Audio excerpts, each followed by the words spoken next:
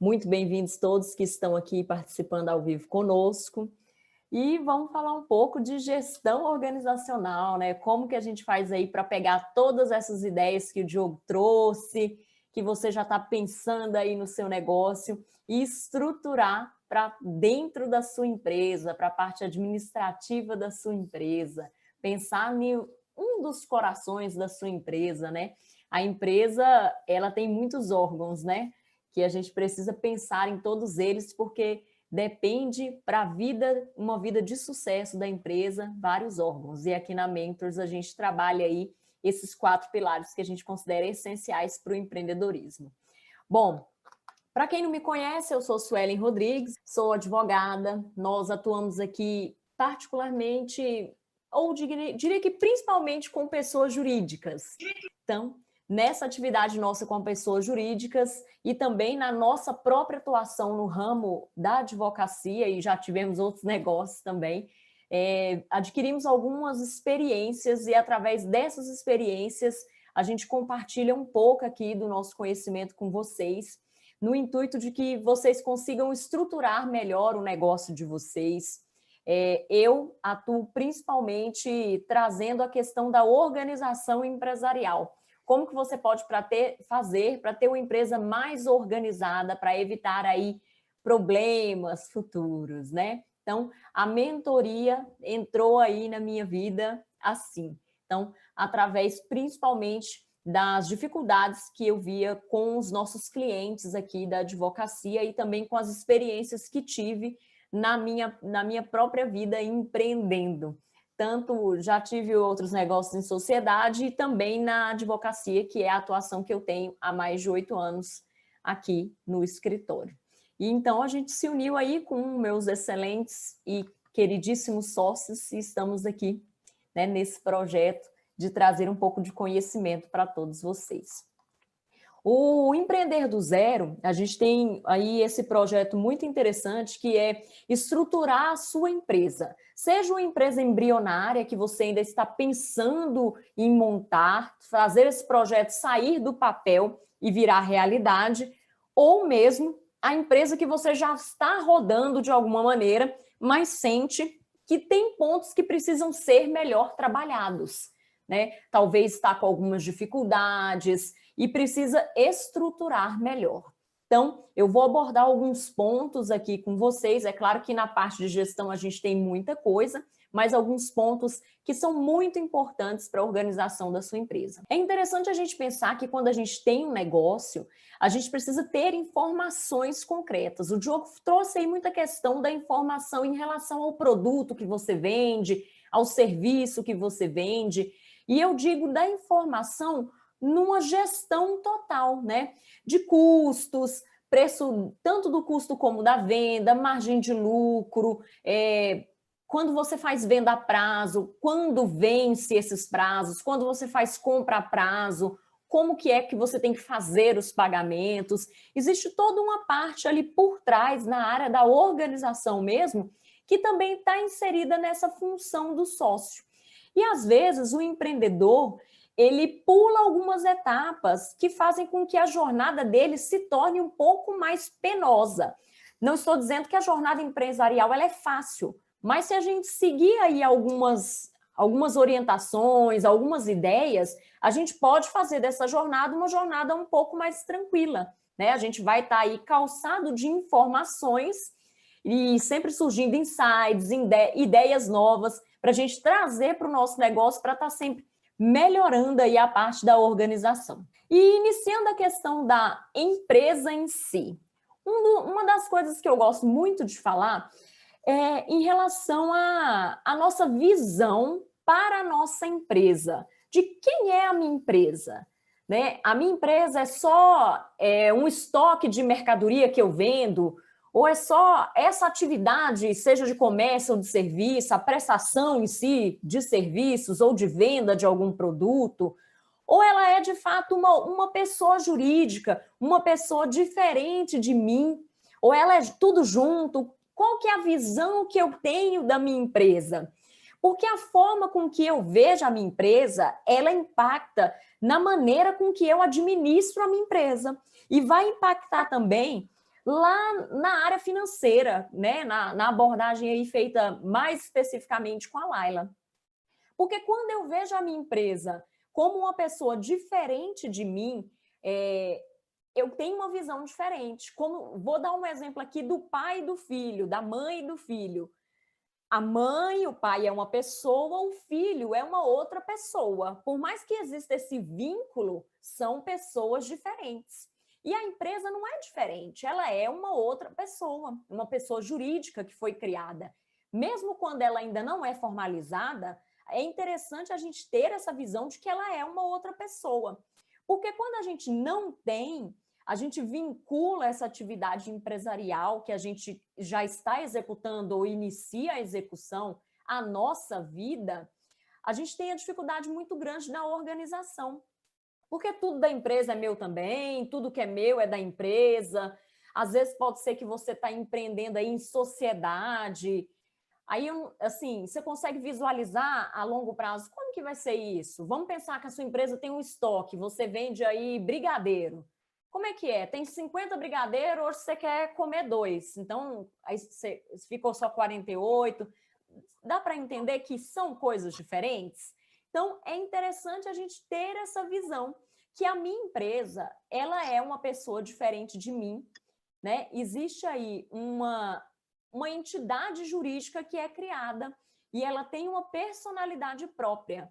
E, consequentemente, ela tem as obrigações dela e os direitos dela, que às vezes nós, como proprietários, nós mesmos somos os primeiros a ferir os direitos da nossa empresa. Às vezes pode parecer engraçado, inclusive, mas a empresa é minha, né? Mas acontece, né? Porque quando a gente não tem esse olhar de separação e tudo que é da empresa eu acho que é meu e às vezes eu me aproprio de coisas da empresa sem ter uma separação e uma organização concreta, o que pode estar acontecendo? A minha empresa pode, às vezes, eu não vejo o lucro da minha empresa porque eu, como empresária, às vezes não permito que a minha empresa tenha lucro. Porque eu não tenho uma organização nem de separação do que é da empresa e do que é meu, ou às vezes do que é da empresa ou que é do meu âmbito familiar. Então, é importante, quando a gente está iniciando um negócio, que a gente tenha esse olhar sobre quem é a minha empresa. Que a minha empresa, ela é minha, ela é fruto do meu sonho, ela é fruto do meu trabalho. Muitas vezes, ela é literalmente um sonho, a pessoa sonhou em realizar aquele propósito. É uma prestação de serviço que você gosta muito de fazer, mas que ela também tem os direitos dela e, consequentemente, as obrigações dela, e que você, como empresário, precisa ser o primeiro a defender a sua empresa, até de você mesmo, se preciso for. Então, essa visão empresarial. Eu gosto muito de falar sobre isso para que a gente pense sobre isso. E quando a gente traz esse pensamento, a gente começa a pensar em relação a receitas e despesas, porque a nossa empresa ela tem as receitas dela, que não são as nossas, e as despesas dela, que não são as nossas. Então, se às vezes a gente começa e hoje vence a conta de luz lá da minha casa e eu não tenho dinheiro, mas lá na conta da empresa tem, eu vou pagar lá, né? A empresa é minha e tá tudo bem. A gente começa a fazer uma certa confusão, esquecendo de quem é a minha empresa, que a minha empresa é minha, mas ela não sou eu, ela é uma pessoa diferente. Então, essa é a primeira visão que eu gosto de trazer aqui no Empreender do Zero, que eu acho que é essencial para a gente iniciar um negócio. Principalmente que nós estamos falando aqui de pessoas que iniciam um negócio do zero ou iniciaram e veem a necessidade de reorganizar o seu negócio. E é interessante a gente comentar que tudo que a gente trata aqui no Empreender é com base na nossa própria experiência, de coisas que já vivemos, dos clientes que nós atendemos na mentoria. Então, assim, a gente sabe que são coisas que dificultam muito a vida do empresário e do empreendedor, e às vezes são simples de se resolver, mas a gente precisa ter aí esse recebimento, né? A gente recebe essa informação, entende que ela é importante para, a partir daí, a gente pensar em como fazer de uma forma diferente. Em relação à constituição da empresa, talvez você já está com o seu negócio pronto, já tem uma empresa constituída, ou a sua empresa ainda é aí embrionária e você ainda vai constituir. É interessante a gente pensar que existem opções. Eu não preciso necessariamente construir um tipo específico de empresa. Existem algumas opções. As mais comuns que a gente conhece geralmente é a limitada. Todo mundo já ouviu falar, né? Ah, fulano, conhecido, tem uma limitada, uma sociedade limitada. É muito comum, muitos de nós já ouvimos falar. Ou talvez também não, e tá tudo bem, é uma oportunidade para a gente conhecer. Então, qual que é o tipo de empresa que melhor se encaixa para mim, né? Para o meu perfil? Eu preciso pelo menos conhecer as básicas. O que é as empresas que têm? Não, eu vou ter um MEI. Tudo bem, você pode ter um MEI. O que significa ter um MEI? Ou o que significa ter uma empresa limitada? Talvez você pode me falar assim, ah, mas limitada é lógico, é uma empresa que tem mais de um, né? Tem uma sociedade, então tem no mínimo 2. Ok, é isso. Mas não é só isso, né? É interessante de separar. Eu vou comentar com vocês aqui as coisas mais comuns dos tipos de empresa. Então, eu separei 4 tipos bem comuns. A limitada e a EIRELI. EIRELI é a empresa individual de responsabilidade limitada. É igual a limitada, mas é só de um. A legislação trouxe aí, tem poucos anos, essa possibilidade. E do outro lado, nós temos aqui o empresário individual, aquela pessoa sozinha, mas que não tem uma EIRELI, e o MEI. O MEI também é um tipo de empresário individual, só que menorzinho. Qual que é a diferença básica desses tipos? Aqui nós temos a limitada e a EIRELI, de cá o MEI e o empresário individual. A diferença principal é em relação ao patrimônio. Vou te dar um exemplo prático. Se a sua empresa adquirir uma dívida, aqui essa dívida ela está somente dentro do patrimônio da empresa. A dívida não é sua, ela é só da empresa. Nunca vai pegar meu patrimônio? Vai, mas não é simples. Existe um procedimento para quebrar a personalidade da empresa para entrar no seu patrimônio. Por isso que chama limitada. A responsabilidade é limitada na empresa. Aqui, o MEI e o empresário individual, não. Tudo que é de patrimônio da empresa não tem esse bloqueio. Se essa empresária individual, esse MEI, contrai uma dívida e ela não consegue pagar, o empresário, ele responde por essa dívida. Então, essa é a diferença básica. E a partir dessa, é importante que a partir dessa informação você pense qual que é o tipo de empresa melhor para mim. Dentro do que eu vou desenvolver, do que eu escolhi para empreender, é serviço, é comércio, eu vou ter sócio, vai ser sozinho. Tem outras particularidades? Tem. Estou expondo aqui para você a diferença principal que é em relação à vantagem patrimonial, tá? A gente abre empresa pensando em dívida? Não, ninguém faz isso. Mas é importante a gente saber que essa é a diferença, né? A empresa limitada e a EIRELI, ela tem essa questão da patrimonial aí, uma limitação. E o empresário individual, assim como o MEI, não tem, tá? Então, um esclarecimento, porque é tudo a mesma coisa? Não é. Não é tudo a mesma coisa, existem diferenças. E quando você for partir para a prática, você vai ter que ver também como eu me formalizo. Geralmente, o que eu indico? O profissional que mais domina a questão de formalização de empresa é o contador. A gente sabe, né, que existe aí esse profissional especializado para a constituição de empresa, é o contador. O MEI, hoje, existe aí um incentivo do governo federal para a formalização de pequenos empreendedores se formalizarem sozinhos. É um início, é um impulso bacana para a gente começar, sim, é muito bom. Mas é lógico que um contador vai poder dar um auxílio melhor. Então, seu negócio ainda não está formalizado, está pretendendo formalizar, talvez é interessante fazer uma consulta, né, com um contador, pegar umas orientações, o que é melhor para mim. No treinamento Empreender do Zero, eu trago umas dicas bem específicas que talvez vai dar uma clareada para te ajudar nessa escolha se você ainda não tiver formalizado. Talvez você se pergunte, eu me formalizei, mas eu não quero mais de jeito, eu quero mudar. Tem jeito de mudar, né? Eu fiz um tipo de empresa, eu quero outra. Tem como mudar? Tem como mudar, né? A gente pode fazer a alteração, a transformação, tudo tem jeito. Quase tudo tem jeito. Então, é importante a gente pensar que na hora da formalização, a gente precisa buscar a informação que a gente não tem. Eu, particularmente, considero a opção do MEI, para quem está iniciando, muito interessante. É uma maneira da gente ter o nosso CNPJ, tá formalizado para iniciar a nossa atividade, né, já poder emitir uma nota fiscal, às vezes a sua atividade precisa, abre aí um campo, né, maior para você, você tem aí uma credibilidade, né, uma empresa constituída, tem muitas vantagens, né, tem muitas vantagens com certeza.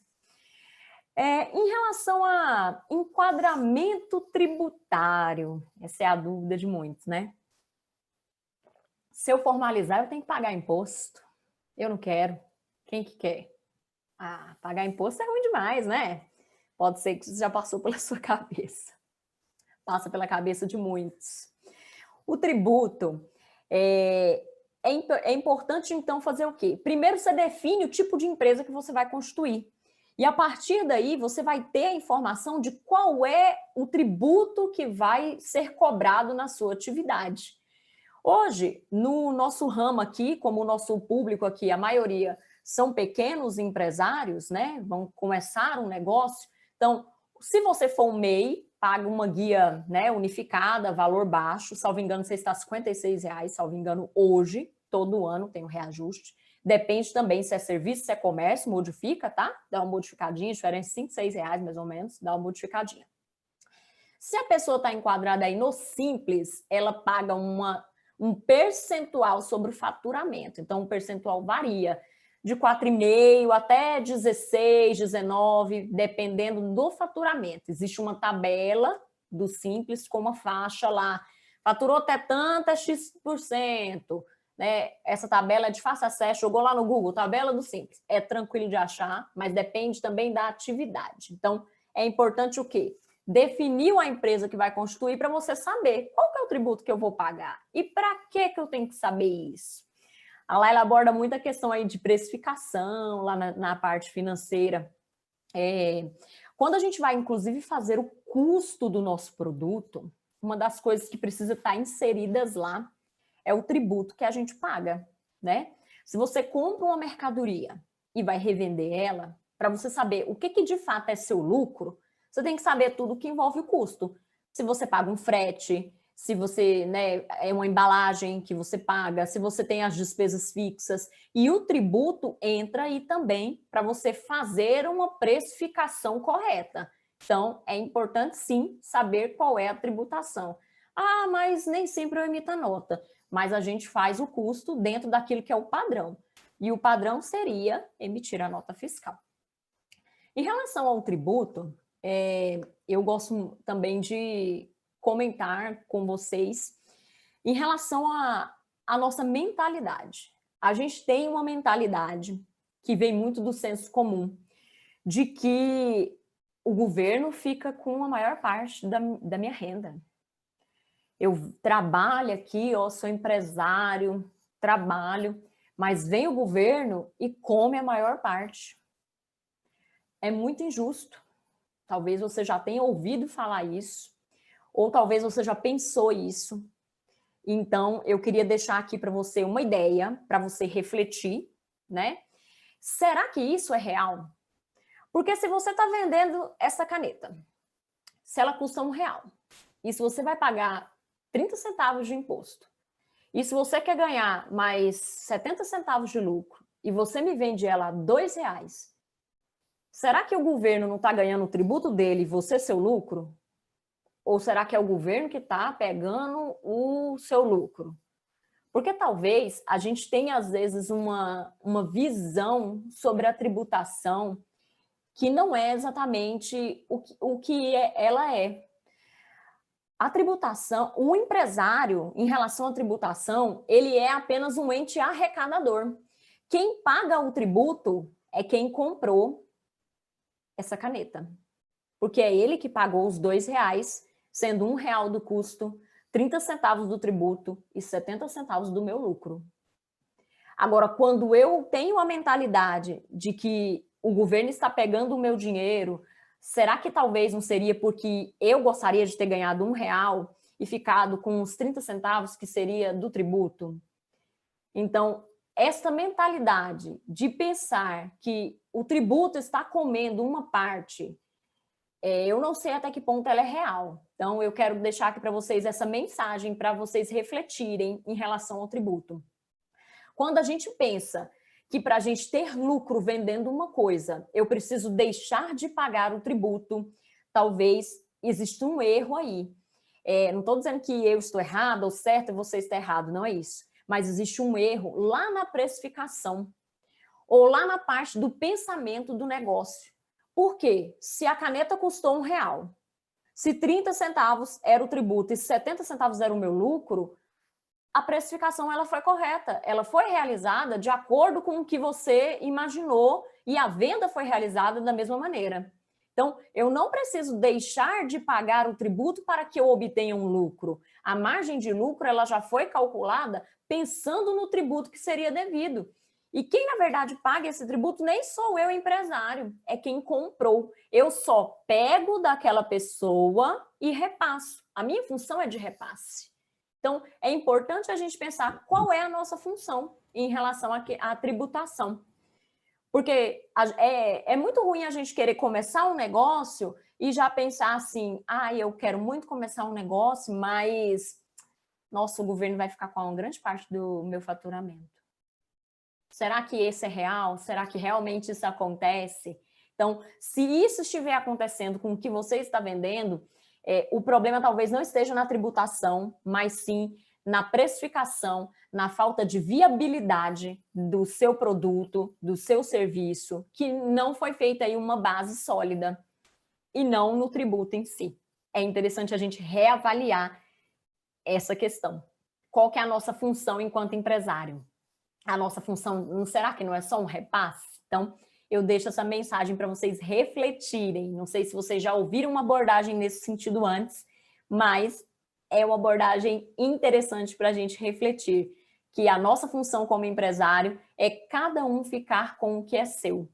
O cliente que comprou esta caneta vai receber uma ótima caneta que você está vendendo.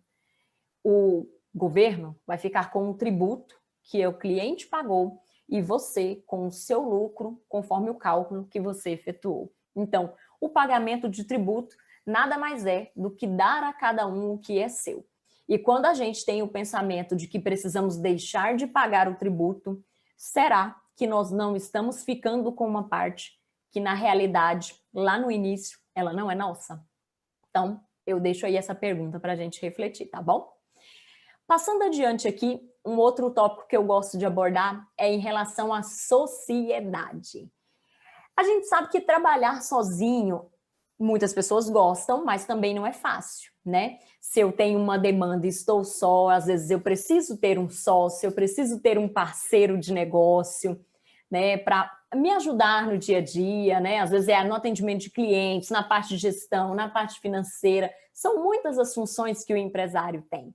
Se você pensa em ter um sócio ou você já tem um sócio, é importante pensar quais são os critérios essenciais para escolher um sócio. Basta ele ser meu amigo ou meu parente? Hoje a gente tem a estatística que 90% das empresas no Brasil são empresas familiares. Ou são marido e mulher, pai e filho, ou irmãos. Então, é uma estatística real. Então, mas para você, isso vai funcionar? Né? Você pode abrir a empresa com o seu irmão, com o seu pai, com o marido, com o filho. Vai funcionar? Ou às vezes com um amigo? Quando a gente vai montar uma sociedade, a gente precisa avaliar alguns critérios.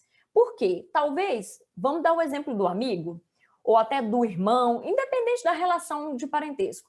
O seu amigo, ele é um excelente amigo, mas quando se trata de negócio, o que ele pensa combina com o que você pensa? Porque talvez não, talvez no futebol combina, talvez lá, né, para falar do cabeleireiro combina, mas para falar de negócio não, talvez o pensamento dele é diferente. Então, esse é um dos critérios que a gente precisa avaliar. É o esposo, é o irmão, da mesma maneira. Não é porque é um familiar que significa que vai dar certo. A gente tem que pensar se os pensamentos dessas pessoas, né, se combinam. E eu não estou falando pensamento no geral, são pensamentos nas relações negociais. Quando vocês falam de crescimento, quando vocês falam do produto ou serviço que vocês vão vender, quando vocês pensam na estrutura do negócio, os pensamentos de vocês têm uma sintonia, esse é o primeiro critério que precisa ser avaliado. Porque se lá no início, lá nessa fase, já não tem sintonia, é interessante reavaliar essa sociedade. Porque sociedade é igual a um casamento. Se tem muito ponto de divergência, é mais difícil. É uma pessoa com quem você consegue conversar, você pode expor o seu ponto de vista, o que você acha certo, o que você não acha, e também ouvir o ponto de vista da outra pessoa, para que vocês juntos tomem as melhores decisões para a empresa de vocês, para o seu negócio. São pontos essenciais para vocês pensarem. Ok, já avaliei isso, tenho o meu sócio aqui, tá tudo certo. O que mais que você tem que pensar? Definição de funções.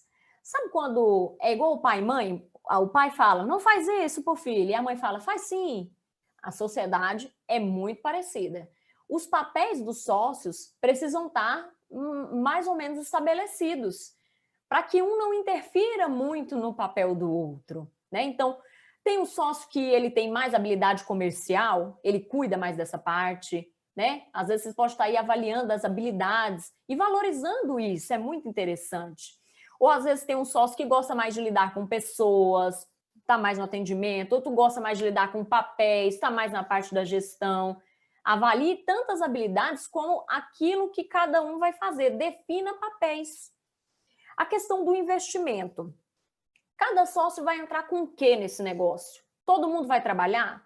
Ou tem um que vai entrar só com investimento, o outro com trabalho, ou os dois vão entrar com investimento? Às vezes as pessoas confundem muito a figura do sócio atuante com o sócio investidor. Via de regra, o que é o sócio investidor? Eu dou o dinheiro, mas eu não trabalho. Então eu não trabalho. Isso é um sócio investidor. Agora, às vezes a pessoa cria uma expectativa, porque ela está na sociedade, ela tem que trabalhar. Não exatamente. Como que foi esse combinado? Sócio investidor trabalha? Não, geralmente não. A não ser que vocês tenham combinado de uma forma diferente, né? Igual, não, tá todo mundo dando X reais e os dois vão trabalhar aqui, ok. Aí é interessante decidir o que cada um vai fazer. Porque senão, às vezes, pode começar aquela disputinha, sabe? Aquele pensamento, porque eu faço muito mais que fulano. Aí, ó, até agora não chegou. E essa questão, às vezes, interna no pensamento de cada um atrapalha a sociedade, atrapalha o andamento do negócio. São critérios importantes e essenciais, sim, para serem pensados, tá? Em relação aos sócios e às sociedades. E todos esses critérios também você vai poder pensar e avaliar lá no parceiro de negócio. É muito semelhante. A única coisa que muda é que a parceria de negócio, geralmente, ela é regulada por um outro tipo de contrato. Ele não é seu sócio. Mas é muito semelhante a gente avaliar esses critérios. Então, é sócio atuante, é investidor, tem um projeto, uma conversa transparente. Regulou isso tudo? Põe no papel, porque senão, conversou, esqueceu.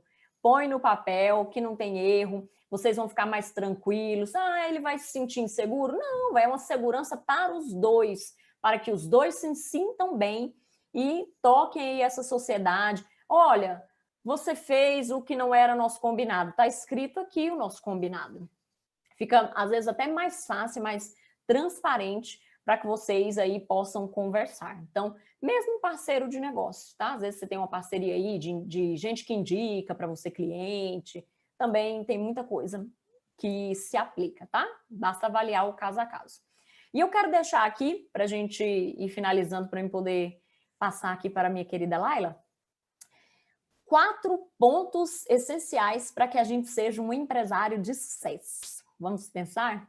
O primeiro ponto é fazer um planejamento eficiente. Planejamento tanto do início do nosso negócio quanto para rodar esse negócio. Planejamento muda? Muda, mas quando a gente tem um planejamento, a possibilidade da gente saber qual que é o caminho que a gente vai trilhar, ela é muito maior. A gente sabe o que a gente quer, a gente sabe para onde a gente está indo, a gente tem um planejamento. O segundo passo é gestão de pessoas. Ah, mas é só eu e meu sócio. É vocês dois mesmo, vocês são pessoas. Como é que vocês se relacionam entre vocês? Ah, aqui a gente tem uma pessoa que trabalha, um prestador de serviço, é gestão de pessoas. É importante para uma empresa de sucesso. Terceiro, boa comunicação. O que eu falo não é o que o outro entende. A gente nunca pode esquecer disso. Eu falo uma coisa, às vezes a coisa está aqui dentro da minha cabeça já, eu estou achando que a pessoa já está sabendo, já entendeu. Ou às vezes o jeito que eu estou falando, eu acho que o outro está entendendo. Ou aquilo que para mim é muito simples, para outra pessoa não é simples, ela não entendeu. A gente brinca muito aqui na Mentors que é no meu mundo é assim, mas às vezes no mundo do outro, no seu, não é de outra forma. Então, boa comunicação. A gente gosta muito de falar do feedback, né? E aí, mas você entendeu? O que você entendeu mesmo? Para a gente confirmar se o que a pessoa entendeu é o que a gente falou. Porque uma coisa é o que eu falo, outra é o telefone sem fio, lembra? Da brincadeira de criança? Uma coisa é o que eu falo, outra coisa é o que a pessoa escuta. São coisas diferentes e quando a gente trabalha, que não é sozinho, a gente tem que tentar ter uma boa comunicação. E o quarto passo para uma empresa de sucesso, adaptação às novas tendências. Uma empresa precisa sempre estar pronta para se adaptar às novas tendências. E isso parte de quem? De você. Você que é o empresário. A primeira pessoa a estar aberta a se adaptar precisa ser você. Se você não está aberta a adaptações, a sua equipe não vai estar. Via de regra, a empresa ela é espelho do dono. Fica a dica aí. Se tem alguma coisa aí que está diferente na sua equipe, no seu time, reflete em você, nas suas atitudes, pense em você. Tem alguma coisa, porque via de regra é espelho do dono, de quem está à frente, de quem está fazendo a gestão. Então, a gente tem sempre que pensar nisso. O primeiro a estar aberto para a adaptação tem que ser nós, empresários. É fácil? Não, não é fácil. Porque às vezes está dando tão certo, está dando tão bom, mas o mercado muda e a gente tem que acompanhar as tendências, ok? Então, os 4 passos: planejamento eficiente, gestão de pessoas, boa comunicação e adaptação às novas tendências. Passos para a gente pensar em ser um empresário de sucesso. Bom, esse era o conteúdo que eu queria passar aqui para vocês hoje. São muitas coisas, é bom demais a gente estar aqui junto conversando, né? E fico agradecida pela presença e vamos aí agora aprender um pouco entrando dentro das finanças mesmo com a Laila.